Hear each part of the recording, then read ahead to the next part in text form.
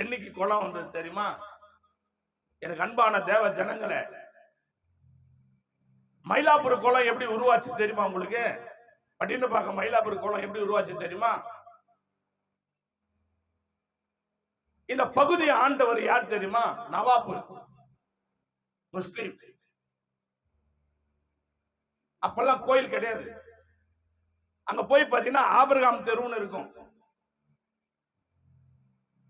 குளம் வெட்டின கதை ஒரு ஹிஸ்டரி போய் படிச்சு பாருங்க.